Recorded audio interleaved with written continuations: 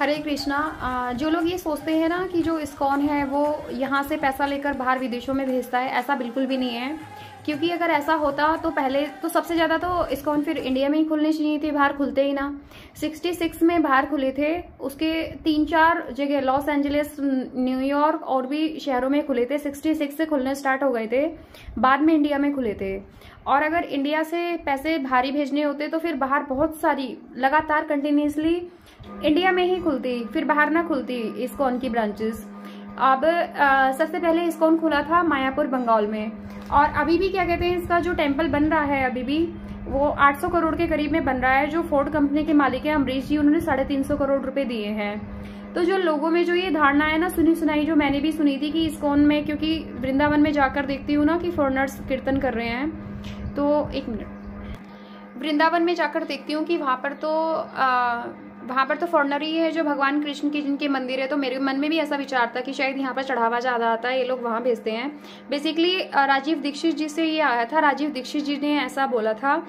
उनको किसी ने राजीव दीक्षित जी को किसी ने बोल दिया होगा, तब इन्होंने ऐसा बोल दिया, वरना वो ऐसे व्यक्ति नहीं थे कि जो ऐसा बोले।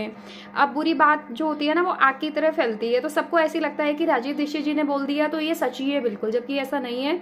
हर मंदिर को अपने आप ही चलाना होता है, उसको जैसे चलाना होता है। और मैंने कुछ पॉइंट नोट करके रखे हुए हैं इस्कॉन के बारे में, जैसे कि इस्कॉन की जो ब्रांच है वो West Virginia, Europe, London, Africa में खुली थी सबसे पहले, उसके बाद वो इंडिया में आई। और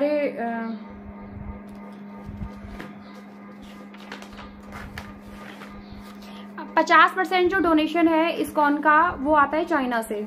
तो चाइना कोई इंडिया तो है नहीं, चाइना अपना अलग ही कंट्री है। 25 से 30 हजार डिवोटी जो हैं वो चाइना में रहते हैं। और दूसरा जो मैंने पॉइंट नोट करके रखा है कि कोविड में 7 करोड़ प्लेटें बांटी गई हैं, जो कि Guinness book of world record में भी ये नाम इस्कॉन का आया है कि इस्कॉन ने कोविड के टाइम में 7 करोड़ प्लेटें बांटी हैं। एक प्लेट 20 रुपए की करीब पड़ती है, तो 7 करोड़ प्लेट का आप खुद डिवाइड कर लेना कितने रुपए हो जाते हैं, रुपए के करोड़ों रुपए हो जाते हैं। और उसके बाद जब ये रशिया यूक्रेन का वार अभी पिछले साल ही मेरे ख्याल से अभी भी चल रहा है, पता नहीं खत्म हुआ नहीं हुआ, पिछले साल जब ये चला था रशिया यूक्रेन वार, इसमें भी इस्कॉन ने ही प्लेटें बांटी थी, उनको खाना खिलाया था। तो अगर ये पैसा बाहर भेज रहे होते, मतलब गलत काम में कुछ भी ऐसा होता, तो क्या ये इतना पॉसिबल हो पाता। और आज सभी को पता है हमारे इंडिया लोगों ने अपना कल्चर छोड़ दिया है, और जो बाहर के लोग हैं वो साड़ी पहन के, तिलक लगा के हमारी भारतीय संस्कृति को अपना रहे हैं। तो उसके पीछे कुछ ना कुछ तो रीजन होगा ही। जबकि हम लोगों को जींस टॉप पहन के ऐसा लगता है कि हम बहुत अच्छे लग रहे हैं, हम बहुत सुंदर लग रहे हैं।